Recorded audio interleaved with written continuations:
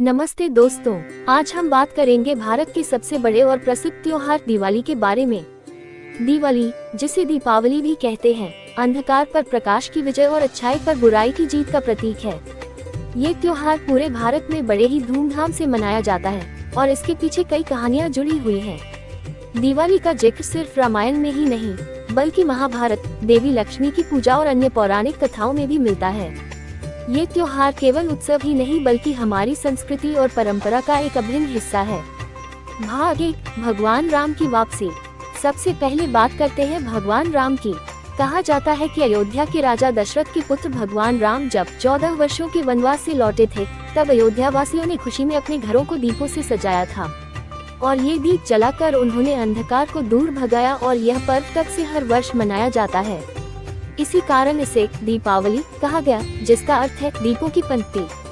भाग 2, लक्ष्मी पूजा और समृद्धि का पर्व। दिवाली का एक और महत्वपूर्ण पहलू है लक्ष्मी पूजा। इस दिन देवी लक्ष्मी, जो धन और समृद्धि की देवी है, का स्वागत किया जाता है। कहा जाता है कि अमावस्या की रात में देवी लक्ष्मी धरती पर आती है और अपने भक्तों पर कृपा करती है। इस दिन लोग अपने घरों की साफ सफाई करते हैं, घर को सजाते हैं, ताकि लक्ष्मी माता का आगमन उनके घर में हो और वे धन धान्य से परिपूर्ण हो। भाग 3, नरक चतुर्दशी और भगवान कृष्ण की कथा। दिवाली के समय नरक चतुर्दशी का त्योहार भी मनाया जाता है। इसका संबंध भगवान कृष्ण से है, जिन्होंने नरकासुर नामक दैत्य का वध कर दिया था। ये घटना बताती है कि कैसे भगवान कृष्ण ने अपने पराक्रम से प्रजा को अत्याचार से मुक्ति दिलाई।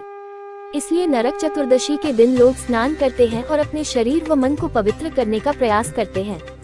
ये त्योहार बताता है कि जीवन में बुराई को खत्म कर अच्छाई का स्वागत कैसे किया जाए। भाग 4, महाभारत और युधिष्ठिर की वापसी। महाभारत में भी दिवाली का महत्व बताया गया है। पांडवों को जब 12 साल का वनवास और 1 साल का अज्ञातवास मिला था, तब अज्ञातवास के बाद उनकी वापसी के दिन को भी दीप जलाकर मनाया गया था। इसलिए भी दिवाली को विजय और पुनः स्थापन का प्रतीक माना जाता है। भाग 5, दिवाली का सांस्कृतिक महत्व। दिवाली केवल धार्मिक पर्व नहीं, बल्कि हमारे समाज और संस्कृति में भाईचारे, एकता और प्यार को बढ़ावा देने का भी प्रतीक है। भारत के हर क्षेत्र में इसे अलग अलग तरीके से मनाया जाता है। जैसे बंगाल में इस दिन काली पूजा की जाती है, तो दक्षिण भारत में इसे भगवान कृष्ण के विजय दिवस के रूप में मनाया जाता है। इस त्योहार में लोग एक दूसरे के घर जाकर मिठाइयाँ बांटते हैं, बड़ों का आशीर्वाद लेते हैं और छोटे बच्चों को तोहफे देते हैं। इस तरह दिवाली समाज को एकजुट करने का काम करती है।